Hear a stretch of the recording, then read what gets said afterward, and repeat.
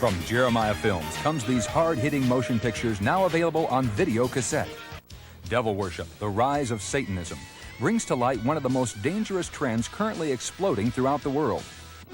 AIDS, What You Haven't Been Told, a shocking investigation into the myths, cover-ups, and political manipulations concerning our planet's deadliest virus. The Evolution Conspiracy, a breathtaking documentary featuring leading scientists from around the world attempting to unravel the mysteries of evolution and, in the process, uncovering what may be the most incredible hoax of the century. Gods of the New Age, a fascinating and disturbing motion picture which traces the history and occult origins of today's New Age philosophy, from its beginnings in mystic India to its mass infiltration into Western culture. Fear is the Master takes you inside one of the world's most dangerous cults and reveals firsthand how recruits are brainwashed into submitting to a maniacal leader. The Godmakers, a gripping investigation of the Mormon Empire, which exposes the deception of its massive political and financial network. Temple of the Godmakers continues the investigation of the Mormon Church and brings you inside the Mormon Temple as you witness secret occult rituals recorded for the first time ever on film. False Gods of Our Time, a 4-part series filmed on 4 continents, which accurately provides insights into the confusing and contradictory religions of the world. Operation Tentmaker boldly tells how ordinary men and women have become missionaries within countries that forbid the sharing of the Christian gospel. The Witness at Your Door, a behind-the-scenes examination of the beliefs and motivations of those uninvited door-to-door visitors, the Jehovah's Witnesses. The Mormon Dilemma dramatically presents an accurate comparison between the Mormon belief system and biblical Christianity. A Song for Grandma, a moving documentary designed to motivate volunteers to visit the elderly lying alone and forgotten in our nursing homes. These are available to you from your local video retailer, or you can call 1-800-828-2290. That's 1-800-828-2290. California residents call 1-800-633-0869. Call today.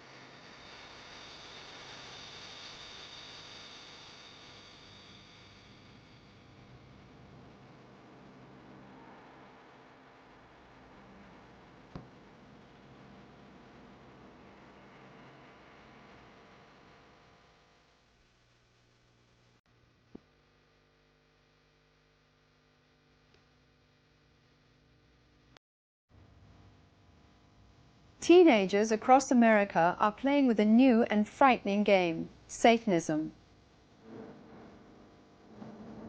Their school books are marked up with satanic symbols, upside-down crosses, pentagrams, the number 666.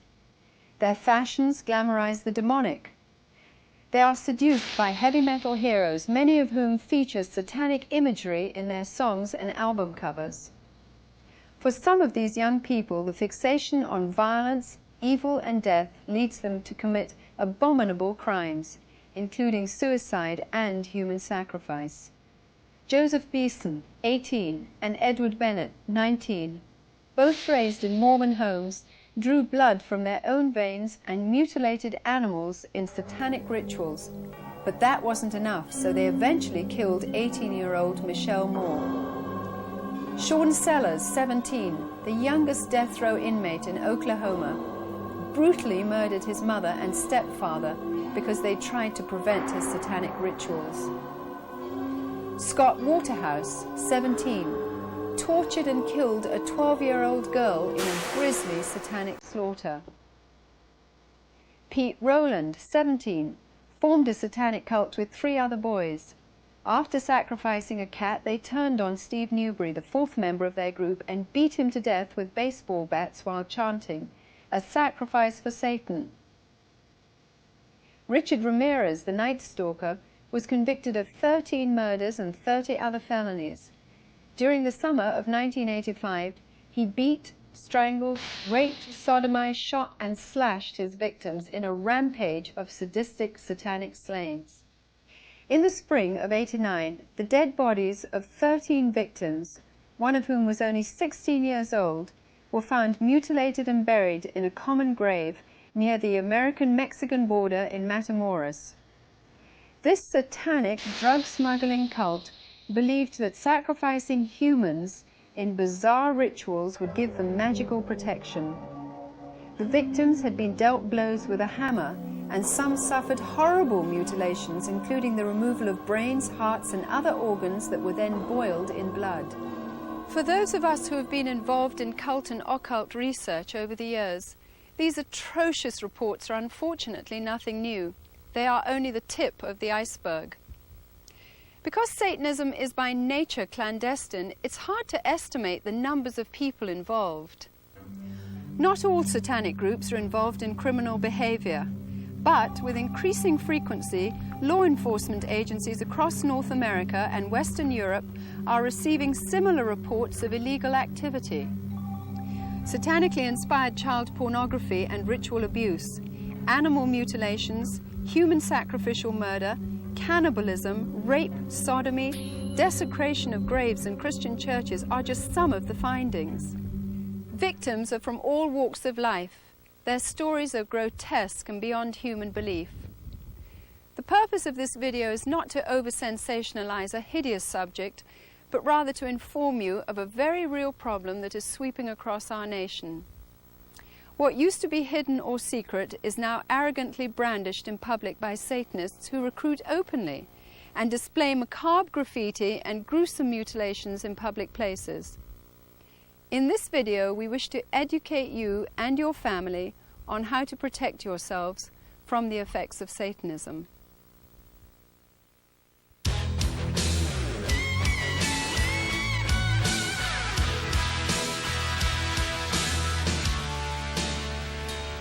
Today, a growing number of people don't believe in the existence of a personal God or devil. However, many believe in a force or universal power which can be tapped into at will and manipulated, used for good or evil, they believe, by performing various techniques and rituals. Among subscribers of this occult philosophy are white witches, black witches, and Satanists. Satanism and black witches worship Satan. Alongside of that, you have people calling themselves white witches or Wiccans, who claim that they have magic powers, but they only use them to do good. There's a lot of confusion between Satanism and witchcraft. The two terms are usually lumped together as one. Satanism, as it stands, is basically a reversion and perversion of Christian symbolism, whereas witchcraft, or Wicca as we prefer to call it, is a totally separate, autonomous organisation that has its own form of worship, which is not related to Christianity in any way at all. When I first got into Wicca, it looked really good. It seemed to be white and innocent and just going out and like gathering herbs and worshiping nature. But as I got into the higher degrees, I learned that the name of the horned god was Lucifer, and I learned that, for instance, the sign of second degree was an inverted pentagram, which is, of course, the symbol of black magic, the five-pointed star turned with the 2 points up, symbolizing the horns of Satan. And it began to dawn on me that there were things here that weren't quite as they should be. According to my Bible, witchcraft is witchcraft. God does not distinguish between black or white or grey. Witchcraft allows you or teaches you to depend on supernatural powers and spirits to get things that you want on this earth. So I believe that despite all the good that Wiccans think they do, their power source is exactly the same as that of Satanism. Many officials have been reluctant to admit the horrendous ramifications of satanic activity in America and Europe. But despite opposition, some people have come forward and spoken against the upward swing of Satanism as a serious epidemic that must be considered. David Wilshire is one such person. As a British Member of Parliament, He actively alerts his fellow countrymen to the growing dangers of Satanism. Once you open up the mind to the sorts of ideas and imagery and history of witchcraft, where is the dividing line between something which is a bit of a giggle and something which slips very readily into full-blown Satanism, if that's the right phrase for it, where there are no bounds to how nastily and foully you treat other people for your own gratification? Englishman Aleister Crowley, a leading inspiration in today's revival of Satanism, was a bisexual heroin addict and demonologist who was violently opposed to Christianity. In his book Magic, he detailed the proper procedure for performing a child sacrifice. Crowley's powerful influence is seen in such groups as the OTO, Ordo Templi Orientis, and Colonel Michael Aquino's Temple of Set, an offshoot from the Church of Satan. In 1966, Anton LaVey founded the first Church of Satan in San Francisco, which at one point claimed 10,000 members. LaVey authored the Satanic Bible and Satanic Rituals, two of Satanism's most important books. Astonishingly, when the Satanic Bible was first published, it outsold the Holy Bible 2-to-1 in many parts of America and 10-to-1 on some college campuses. It teaches tenets that are totally opposed to goodness, purity, and selfless behavior. All religions are coming around to Satanism. We're in the very throes of a new satanic age. The evidence is all around us. All we have to do is look at it. Shemham Parash. Shemham Parash. Hail Satan. Hail Satan. To the Satanist, good is evil and evil is good. The truth is a lie and a lie is a truth. Sweet is bitter and bitter is sweet. And everything is twisted around the other way. The Satanists have merely followed the pantheist way of thought to its logical conclusion. If there are no absolutes, if God doesn't exist, He hasn't set absolute limits to what we can do. So therefore, anything that the self decides it wants, the self can go after. We believe in greed, we believe in selfishness, we believe in all of the lustful thoughts that motivate man, because this is man's natural feeling. And therefore, Satanists take that to its extreme and say, if I want to be violent, I can be violent. If I want to hurt others to gain my way, then I can hurt others to gain my way. There are generally four different groups of Satanists. We would like to classify them as the dabbler. Then you have your religious Satanist. Then you have your non-traditional Satanist. And then your generational Satanist. The dabbler we would classify as the teenager. The teenager would simply learn some things from his friends at school, dabble a little bit in the Ouija board, go down the library or the local bookstore and pick up a book, and kind of do his own thing. Not real dangerous, but he can be moved into further areas which could be criminal or dangerous in nature. The dabblers are the people who are putting the graffiti up on walls, knocking over tombstones, and making a general nuisance of themselves in the public. They are the ones also who will do the animal sacrifices, and they're really novices. They're considered lower-level Satanists by those who are higher up into the satanic realm. The religious Satanists are protected by law. Anton LaVey's First Church of Satan in San Francisco would be an example of that. They are religious in their approach, and they try not to violate any man-made laws because it is not productive for their own self-interest. Now, the non-traditional Satanist is a gentleman or lady or the group of people who would take certain ideologies, develop a cult, usually polarized around some central theme, oftentimes taken from a biblical aspect, and use that to commit crimes, or they may not commit any crimes, but for what we're talking about for these purposes, the non-traditional Satanist is oftentimes the most dangerous. Now then there are generational Satanists. These are people who would have Satanism in their family, and it's passed down from generation to generation, just as the name would intimate, and these Satanists would produce all kinds of horrors secretly. From infancy, they have learned all these things. They have been molested forced to drink blood, eat feces, urinated upon, sodomized, and just from generation to generation it continues. Many Satanists recall being fascinated with occultism at a young age. Some had been ritually dedicated to Satanist children. One person who remembers being initiated by his grandfather is Glenn. One year at a family reunion, he took all the cousins, all the little kids, and he lined us all up in a row. And he went down the line just one by one, putting his hand on our heads. And he came back and stopped at me, and he said, "This is the chosen one." After that, he took me aside into a barn where it was private. And he laid his hands on my head, and he said, "At the moment of my death, I pass over all my power and my ability to you." I was finally given the wonderful privilege of realizing that Satan was the god of witchcraft, and I was, at that time, made it very clear that if I really wanted to progress much further, I would have to sell my soul to the devil.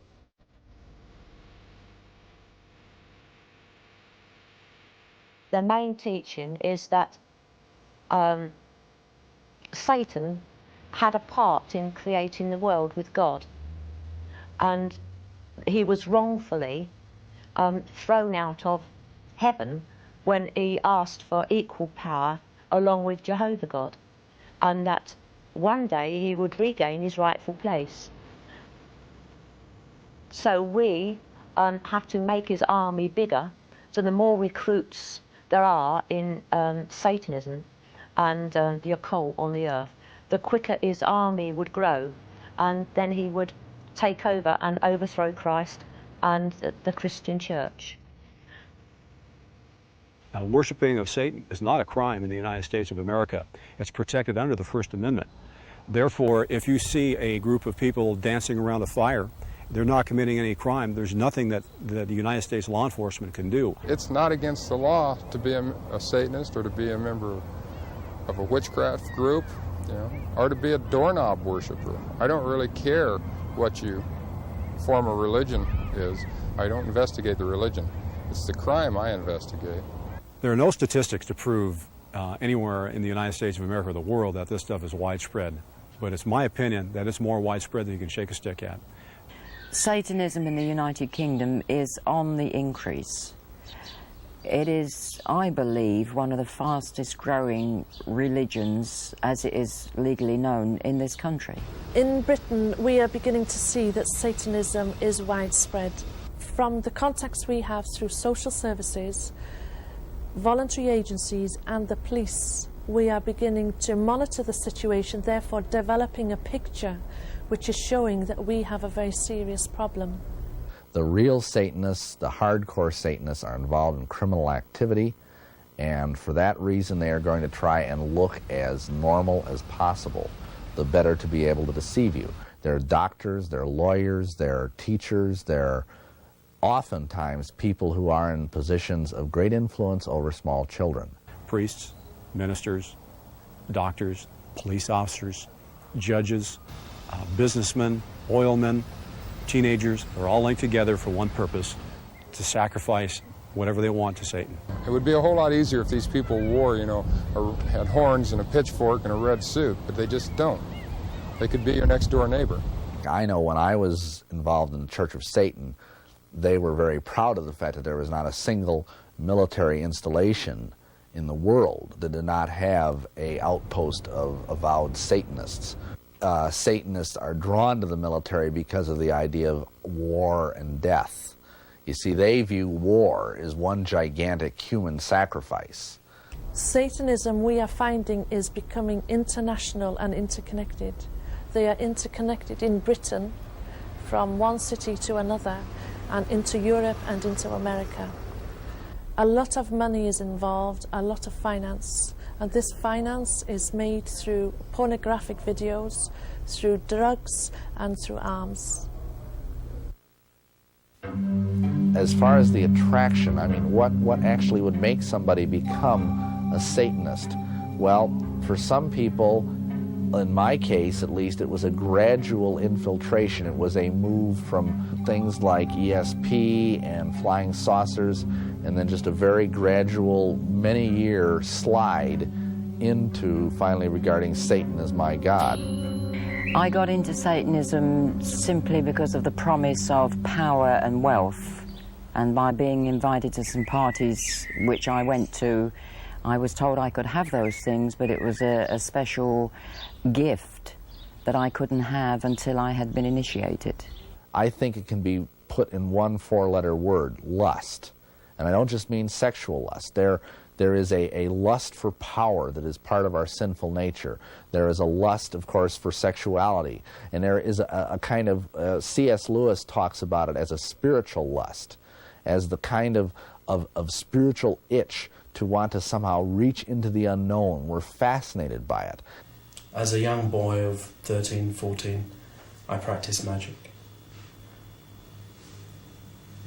When you're that age, there's no limit to the scope of your imagination. And so, everything magical that we'd heard of, we attempted. Calling forth the devil, invoking demons. We tried all these things, and with some effects. In 1981, Mark's quest to experience the more powerful side of black magic led him to start his own satanic coven, the Temple of Olympus. As far as I'm concerned, magic is about getting what you want. Magicians are people who get what they want.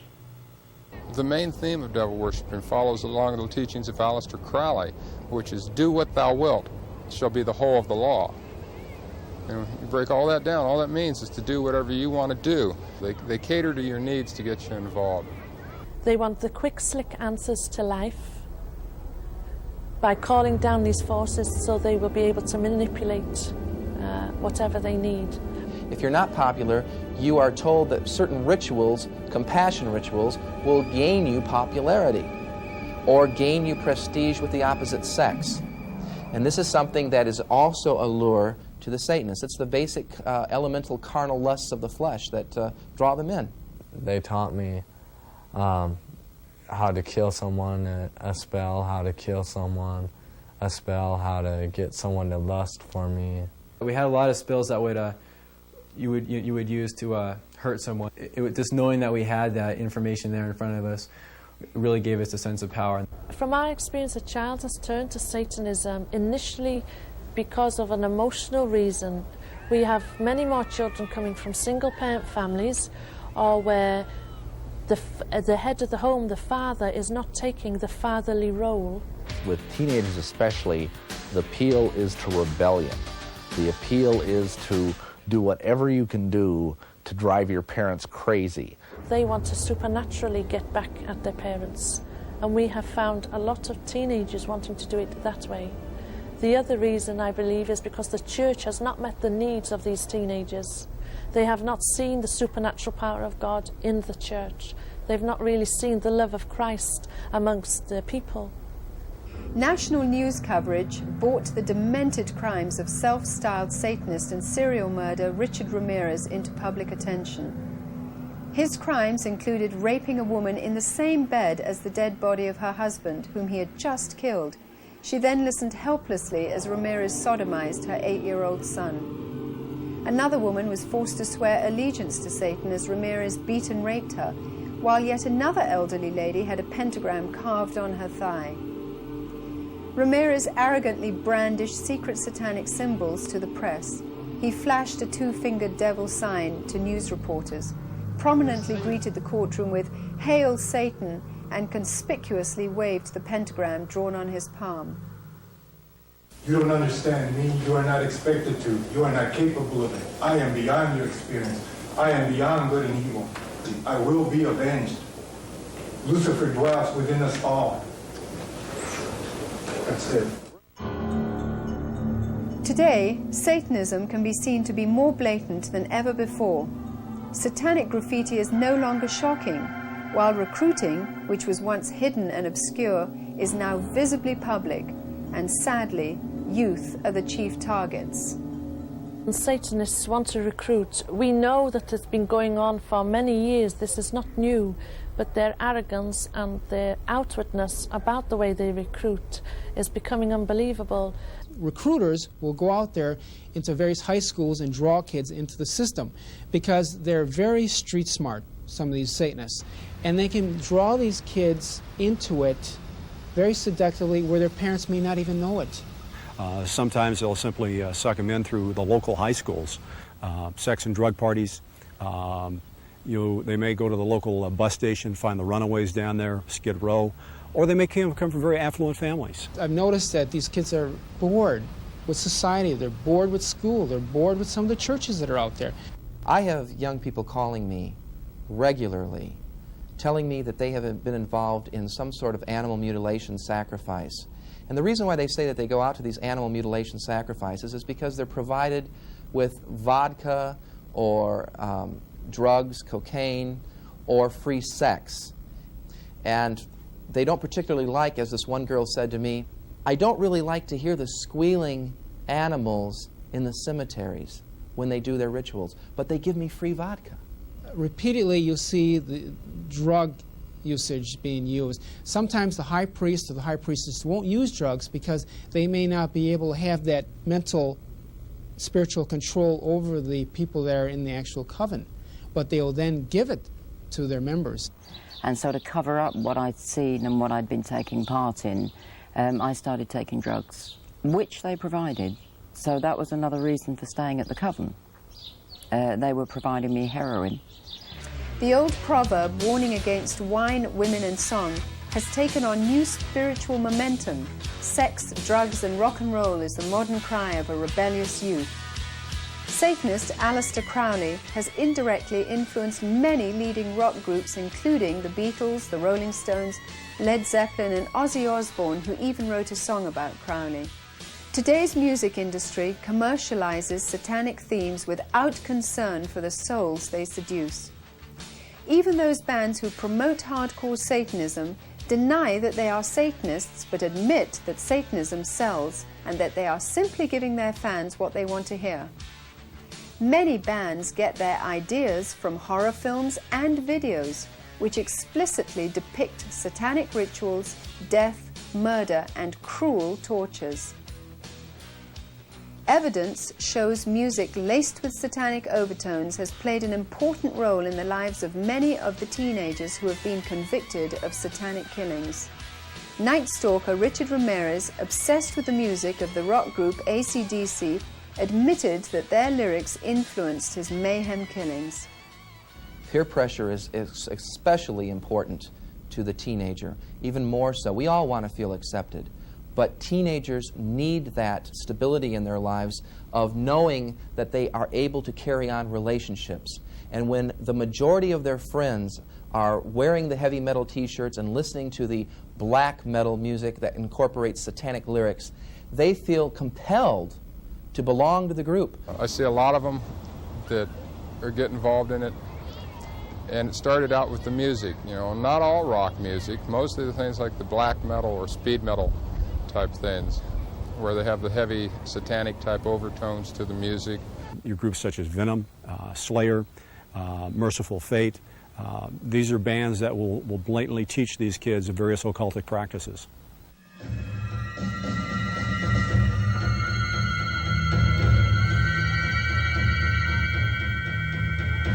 One of the more popular bands playing in London is a group called The Devoted Men, led by Mark, High Priest of the Temple of Olympus. Mark says he receives transmissions from demon gods and goddesses who give him the music and lyrics to perform on stage.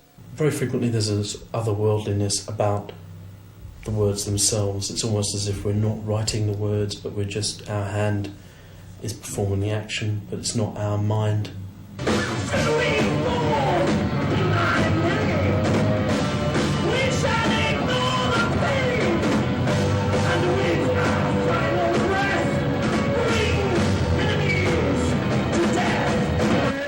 The Devoted Men take the music that we write for the Temple of Olympus and perform it in London at the night spots and venues before a live young audience, basically present our message. The band's main function is to recruit new members into the outer circle of Mark's satanic cult. High priestesses Sarah and Julianne left the cult due to the inner circle's heavy dependence on black magic and perverted sex rituals. The idea of the Devoted Men, which was the band that they had, was another way to try and get world domination. They thought that by being a successful rock band, that they'd get the money to go to the States and open up an enormous, complex religion over there. When you first joined the Temple of Olympus, you'd attend an outer circle meeting.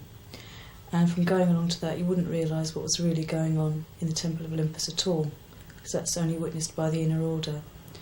You'd be offering flowers and wine and reading out poetry, and everything would be very sweet and very lovely. In Britain, we are seeing from the recruitment programmes that we are watching and from the contact magazines that we have, that what is being advertised and what is actually happening in the coven are two different things. We were told to use whitewash liberally and to cover up any signs of any shades of black magic at all that were in the inner order.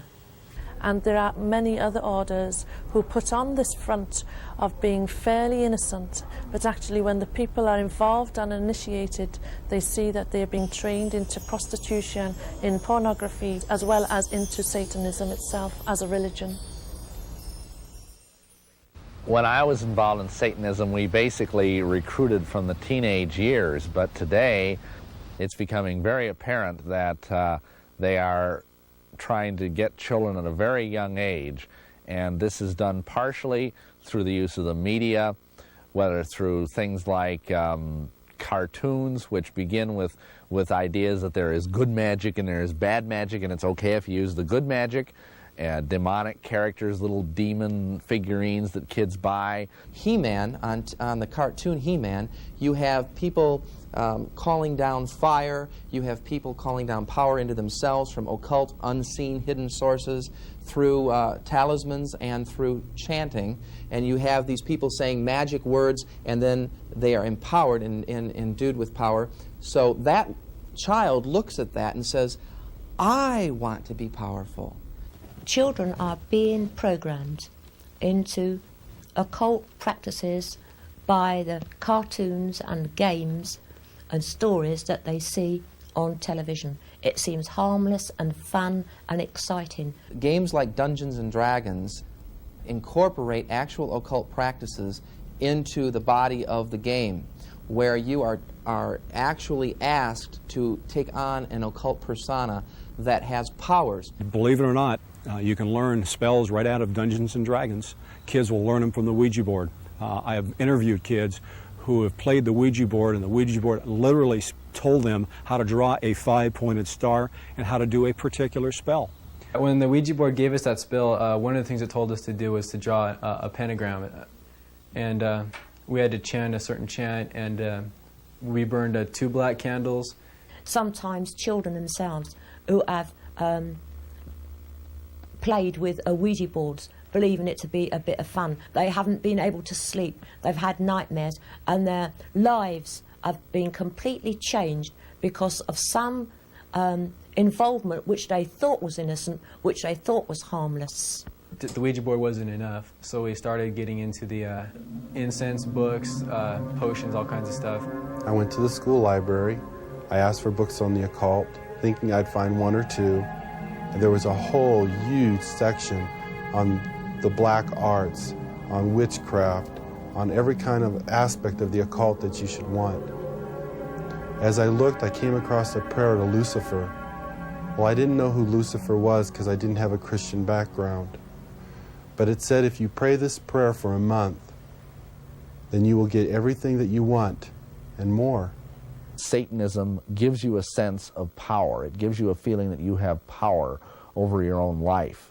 Of course, it's the ultimate delusion, because actually what you have done is you have totally surrendered control of your life to a demented, brilliant psychopath, Satan himself. It's very tempting for them to take hold of these promises, and sadly, Satan is such a liar. You know, and he's cheating these young people. And I care very much. I care very much. They're being cheated, conned, and they will eventually die. And a lot of them, it is because they have at some point been involved with the occult, and they die because they can't face the fact that the promises weren't kept. Satanic rituals are shrouded in secrecy. New recruits are often blindfolded when taken to the ritual location, or drugged, so that their recollections are blurred and their will to resist is eliminated. I was blindfolded, taken to the Satanist temple. And when I got in there, I was astonished, to say the least. There was about 400 people or more. They stood and they were worshipping the devil. There were effigies of Satan, half man and half beast, around the walls. There was a high altar, and on the altar there were cups and knives. The chief Satanist sat on a throne-like seat. He was robed and hooded. Around him, in a semicircle, stood some 13 priests and priestesses. Of course, you were told, you know, not to say anything to anybody, because it was the keynote of the movement was secrecy. And little wonder when you knew what went on in there. In Satanism, sex is not only used to lure new recruits, but in a ritual context, sex is also believed to be an important method of inducing power. In the sex ritual, it can be involving either a child, a teenager, or someone in the group, either voluntarily or involuntarily. You have to have sex and be initiated with the chief priest. After the chief priest has had you, you know, anybody can. One of the biggest rituals I was in was the marriage ritual, and that was where me and my soulmate had to get married. It was required that the male and the female that were getting married sleep with the rest of the other group. So the female that was getting married to me would sleep with the guys, and I'd sleep with the girls. Bacchus is the Roman god of wine. He's also god of madness and frenzy. So we had a bacchanalia, which was basically, it was supposed to be an orgy. We had a guest for that one, a young boy. And the energy that was raised from that was used to send all our enemies mad. Sex is very much a sacred thing for magicians of all backgrounds. And it's a very powerful thing. And it's one of the most natural things in the world. In a ritual context, it loses none of that naturalness. Sarah, another priestess, and myself used to have to do lesbian-type dances in front of Mark. But a lot of this went on. We were always openly encouraged to do that sort of thing in front of Mark. It was as if we were entertaining the gods. In Satanism, sadomasochism is way out in the open. I mean, you know, all sorts of tortures and things are done to raise power. We're seeing now what is known as sadomasochistic forms of Satanism, where they'll go in there and they'll self-mutilate each other, or they'll sadistically use one of the other coven members just for their own simple gratification. Drawings by children reveal how they were forced to participate in atrocious satanic rituals involving animal and human sacrifice, sometimes even compelled to eat raw meat and drink blood. Heartbreaking accounts detail how children were deliberately trapped in cages or graves for hours at a time, sometimes even with snakes, how they were defecated and urinated on, sodomized and raped by adults in satanic ceremonies. Sometimes adults would wear robes similar to Christian clergy and perform rituals in Christian churches, not only to mock God, but to terrorize the children against a belief in biblical Christianity. And today, more and more cases are revealing an international link between child pornography and Satanism. One of the things that seems to be real consistent with ritual child abuse in your hardcore type groups is the fact that it's almost an indoctrination method to make that child become part of that group.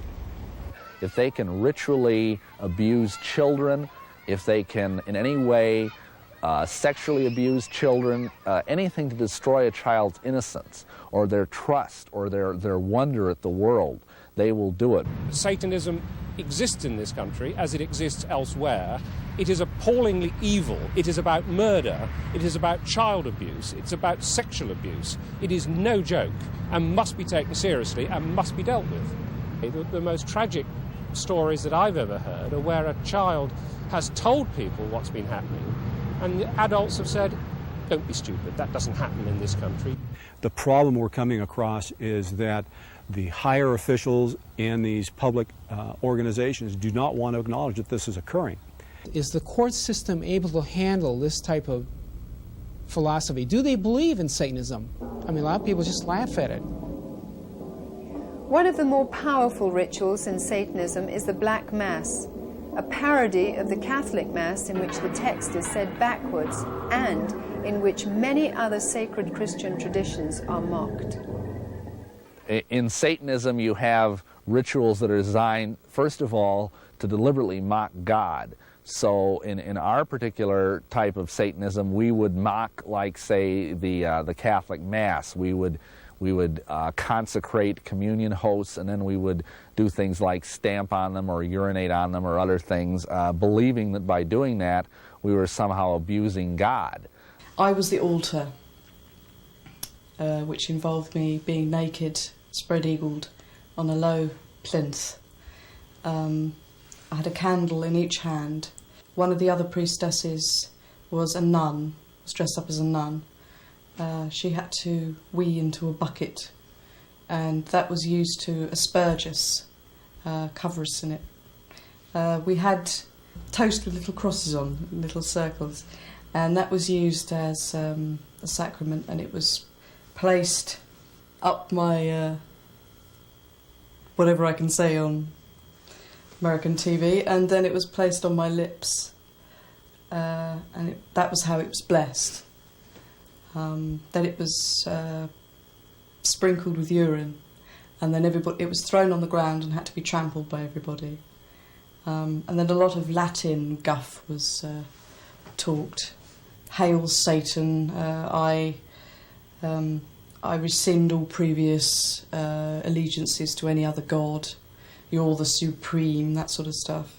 All the power that was raised through this ritual was used for killing off Christians. Satanists believe that sexual perversions combined with the spilling of innocent blood conjures up the strongest powers. Reports show animals including dogs, cats, goats and horses being savagely skinned alive, having their blood drained, organs removed or being split open and nailed to upside-down crosses. Interestingly, Humane Society officials note that many mass murderers were originally involved in animal mutilations. We have an epidemic of young people participating in some strata of Satanism. Now, that doesn't mean that they're all out sacrificing human beings, but they may very well be doing the rituals that involve mutilation of animals. One fire department individual told me all of the woods around our area have these types of rituals going on. If you kill an animal, that exerts a tremendous amount of energy that the people there can sort of vampirize on, and so animals would be slain, and this is especially true on the high holidays like Beltane and Samhain, Halloween and May Eve. I had my incredibly sharp knife, and there was drumming going on in the background, and I thought, it was going to be amazing, and then I just cut its head off like that, suddenly, and that was it. They brought in alive a white cockerel, the symbol of denial, and they wrung its neck at the high altar, and they slit its throat, and they caught the blood in one of the cups from the high altar. My arm was cut. They stirred the blood in the cup with a knife. I had to drink that blood, put my finger in the blood, and sign a real parchment, not a silly scrap of paper, but a real proper parchment that I would serve the devil the rest of my life. I would strap the animal into the middle of the pentagram. Then I would take a portion of the blood or the body and drink it or eat it. I believe that by doing this, more power and more ability was being placed into my body. There's something about sacrifice. If you do it once, you want to do it all the time. Once you've actually passed the barrier of sacrificing an animal, you get this sort of bloodlust where you really want to do it. And I really wanted to do it. It's believed that if you just kill an animal, that's not much good. You've got to kill it slowly because, and this will be true of a person too, of course, that the screams and that the agony of the animal would contribute to the high level of power. What results we had. After just the first ritual, we were moved to throw every effort into the successive workings. The power, the response. Devil worshipping in the community can just stigmatize that community beyond repair. Probably one of the biggest problems would have to be political. They want to keep it under wraps as much as possible.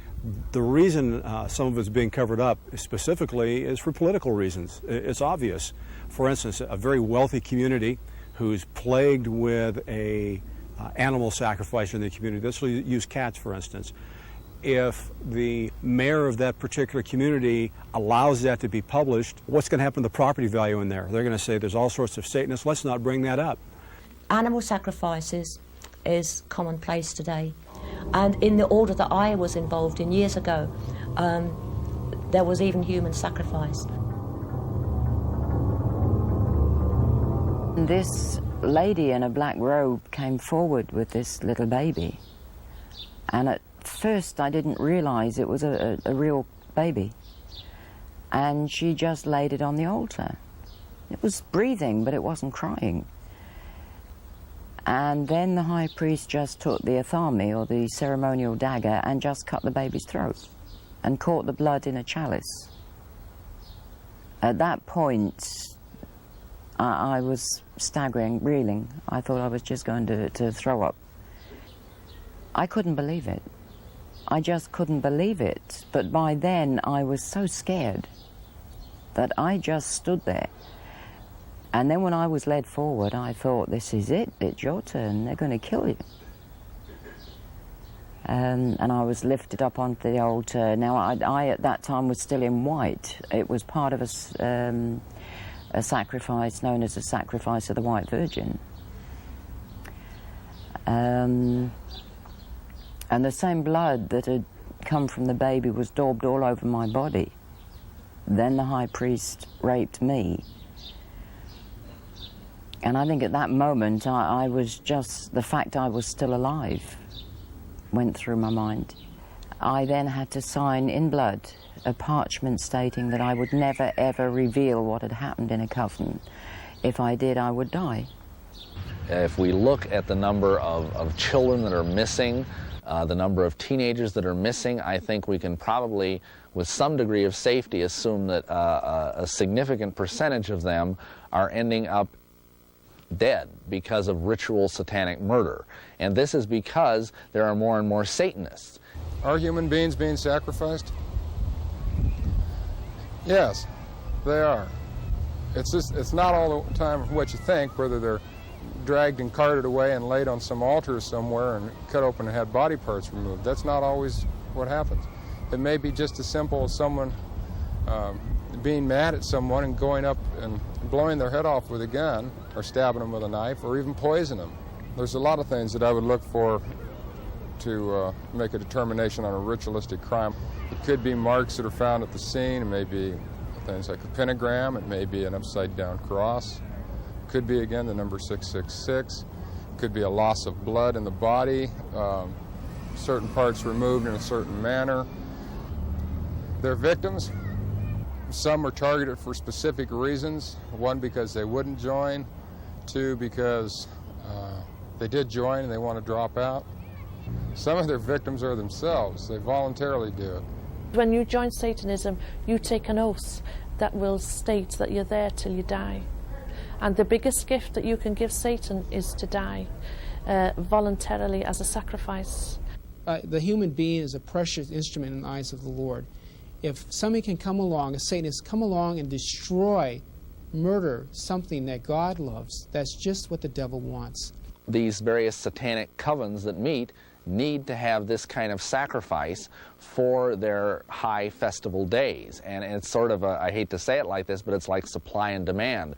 The more satanic covens there are, the more children and babies and teenagers are going to be brought out and sacrificed. And again, it is the destruction of innocence that they seek. That's why children are sought. That's why teenagers are sought. That's why, oddly enough, Christians are sought. In my interviews with former Satanists and their victims, it's really a common thing to perform sacrifices and rituals on religious holidays, specifically Christmas and Easter, and when they do it on those days, simply to blaspheme the Christian faith.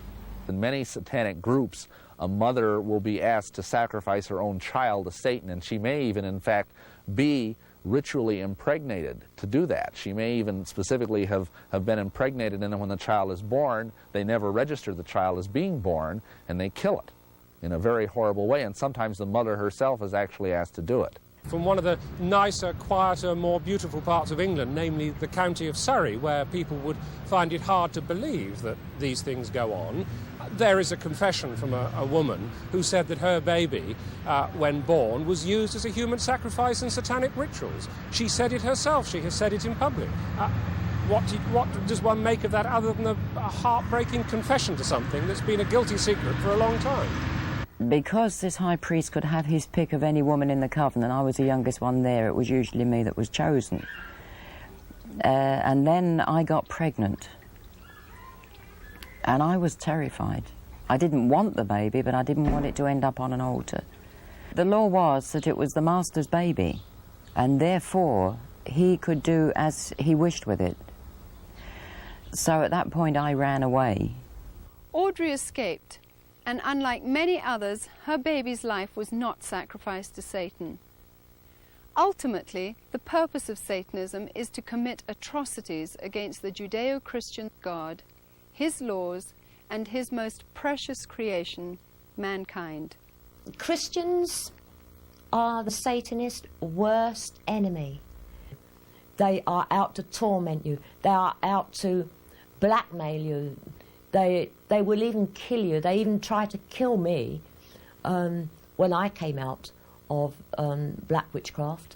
If you're in a church where the Spirit of God is really moving and where the Word of God is really being preached and where prayer is really going up to heaven for the salvation of souls, then they're going to regard you as their mortal enemies, and they're going to be out there trying everything they can to destroy, to kill, and to maim, because that is, of course, the nature of Satan, and that is also the nature of his followers.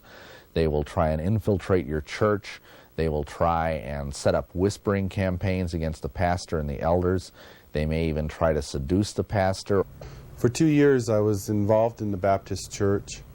I was constantly complaining about the pastor's sermons being too long, being too dry, sowing discord between the people, gossiping about others. As each member is initiated into the coven, they are commissioned to do a job. And one individual's job may be to desecrate a church. They'll destroy or desecrate churches, where they'll spray paint Satan right on the altar, just to put fear into that Christian church. Some Satanists who were hand-picked, the most powerful ones, were sent into churches to disrupt the meeting. And we stopped people from going forward when they asked for people to go forward and accept Christ as their Saviour.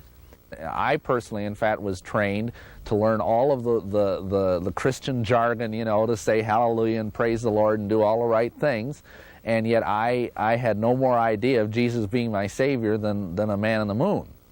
If you can tear down the prayer foundation of a church, then you've destroyed that church. And that's what every witch or Satanist plans to do when they go into a church, is to tear down that prayer foundation, and the rest of the church goes quickly after that. You did things just because they were evil, just because you knew they hurt God, not because they gave you pleasure, but because you knew that it was a sin against God. I had a 17-year-old boy call me and tell me that a year prior to his call, he was considering joining a satanic group. And he said the only thing that stopped him from joining was that he had to violate every one of the 10 Commandments. He said he was willing to do that, except they were pushing for him to kill one of his parents. And that snapped him to reality. Absolute truth guides you. Relative truth constantly changes. If it constantly changes, your defense mechanisms can rationalize things. Your morals within your life will just go right down the drain, especially when you get into Satanism because of its perverted nature. I just didn't have any morals at all. I believe that the more I did on this earth to promote Satan and Satan worship and black witchcraft, I'd have a greater place later on when Satan himself would rule on the earth. The secularization of our society, the media, schools, churches, and government institutions has created a vacuum whereby Satanism has been able to move in and capture the hearts and souls of a vulnerable generation. At no time in modern history has occultism in its various forms been so widely practiced as it is today.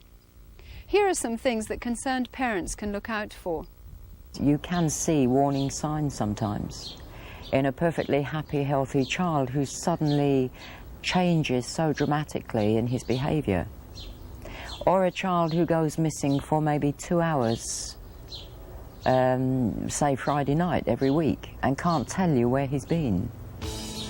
Or a child who begins to show signs or suspicions of drug abuse. You will see the same withdrawal symptoms as you would with drug abuse, where there is a change in personality, aggression, a rebelliousness towards the parents, difficulty in sleeping, temper tantrums, and wanting to stay in their room so that they can play with the altar or call upon the gods. Pay attention to what, his notebooks, things like that. What's he really scratching or drawing on his notebooks, What's he doing at home, Is he withdrawn into himself? Is he avoiding the rest of the family? Look into the room. What kind of heavy metal albums are they listening to? Is it black metal like Venom or Slayer or King Diamond? Or is it Ozzy Osbourne? Things like this? Or Motley Crue? Also look in their room. Do they got ritual paraphernalia in their drawers or under their bed or under their mattress? You also need to be aware of what I call spiritual hygiene.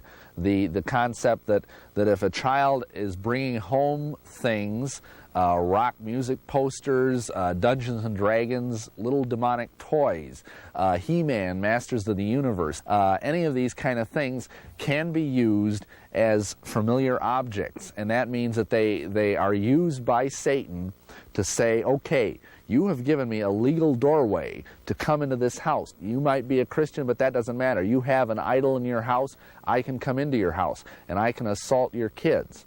I had a mother call me and tell me about a 13-year-old daughter. The daughter was losing sleep and was vomiting blood. And she said this all happened after a ritual was performed on the daughter by another junior high school student. Now, I asked the mother, well, what about the child's room? Do you see anything in the room that would give you indication that she's really into this stuff? Well, she does have black candles in the room, and she has a skull, and she has heavy metal posters all over, and most of her clothing that she's been buying is all black. I told the mother, I suggest you go into the room and clean it out. Many parents don't understand that they have the right, and not only the right, but the responsibility to go into their children's room. You are not violating their privacy because their privacy belongs to you. The parent today has to spend time with their children. If they don't, this child may spend time with somebody that's very evil. Keep track of where they're at. And if they should say, well, I'm just going to go over there to this party, say, well, fine, you can go, but I'm going to go with you. The greatest protection a parent can do is to keep an open line of communication with the young people. That's the central theme that comes up over and over with kids. Well, I can't talk to my mom. I can't talk to my father.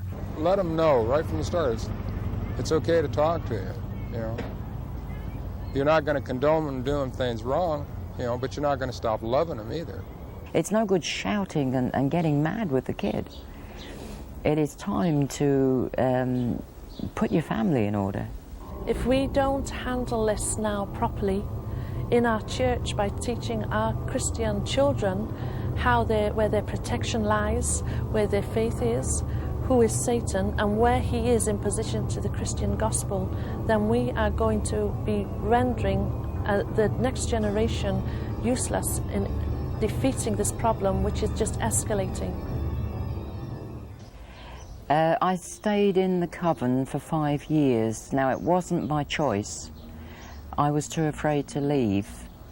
Plus the fact that however often I said to myself, I'm not going, I was drawn back. I was thinking, I don't want to kill my firstborn. They questioned me about it, and, you know, of my group, they says, well, you know, when is it going to be born and everything, and I didn't really want to kill it, so I tried many ways to get out. I went to my high priest, and I told him, I says, these are the situations, and he says, I understand how you feel, and he says, I regret it now, because he had to do the same thing. If you're in Satanism and you want to get out, you need to find a Bible-based church that has a pastor that understands the problem. You may have to search in any given community to find that pastor, but by all means, call, ask some penetrating questions. Number one, ask if they believe in the inerrancy of the Bible and the authority of the Word of God. Ask if they believe in a real devil.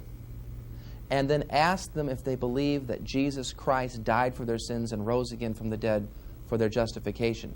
A minister came to see me, and he began to talk about the love of God. And I said, no, man, you don't know what I've done. I went along to this meeting because he said I should go and it would be good. And there they really talked about the love of God to set you free. He really did love me. Jesus died for me. And at that moment in me was born hope, something I hadn't had for a long time. And I thought, well, what if they're right? I had sent in a check to the Church of Satan at one point just to pay my yearly dues. And when it came back from the bank, some lady had written on it, I'll be praying for you in the name of Jesus. And of course, I thought that was a big joke. And from that time on, my satanic power wasn't worth beans. I went into that meeting determined to disrupt the meeting any way that I could think. But here was a message that Jesus loved me, and he could change me, he could take the darkness from me. And I realised something. There was nobody, not nobody, who really loved me. Never once did I hear Satan say, and I heard him speak many times, I love you, because he doesn't love anybody. Many disillusioned Satanists made the choice to terminate their alliance with Satan and give allegiance to Jesus Christ. Their decision, however, while ultimately liberating, was wrought with difficulties. I had a lot of trouble going to church. I used to go into some churches and just throw up. I would go into other churches and start yelling and shouting, and I didn't know why. I really desperately wanted this new life, and I couldn't understand why I would react. I'd throw over communion trays, and people thought I was crazy, and I just ran out of those meetings. When you're into the cult, you're really pretty happy because Satan leaves you alone, you know, because you're pretty much destroying yourself. But when you get out of it, that's when he really tries to bring you down. He'll use your family against you, use a lot of things against you. Trying to be a Christian wasn't enough. I was still in bondage. Satan controlled my mind quite often. I used to fight not to get to psychic fairs. Particular dates, I would fight not to get to a coven somewhere. Once you get saved and out of this kind of stuff, you got to renounce everything that you did in your past. And in the name of Jesus, you got to renounce everything that you did. Otherwise, you're still going to be haunted by a lot of that stuff. When Jesus died, he didn't just die to save you, he died to break every bondage that Satan ever put you into. Now that was just like the best news I'd ever heard. It's not God versus Satan. God's already won. A lot of people get that confused. Jesus could bring you out of the occult. He's the way to go. I would say anything you're doing with the occult, get away from it. It's not, Satan is lost, and if you're with him, then you're going to be one of the losers. God is not intimidated by any of his creatures, much less a rebellious creature. God is infinite. Satan is finite. God is all-powerful and all-present. He's present everywhere. Satan isn't. God is greater than Satan, and his power can be tapped into by merely trusting his Son. If you trust in Jesus, you then have the authority over the principalities of darkness. So if you've only been a Christian for 5 minutes, you can resist the devil. And how do you do that? Through prayer. You just say, Lord, please take this presence away from me. And what father is going to turn his back on his child when a bully's present? All of a sudden, I was clean, and I could relate to God as my Heavenly Father. Now that was very precious to me because I'd never had a father. And all of a sudden it wasn't God up there somewhere. It was God very, very real to me. A person's worldview determines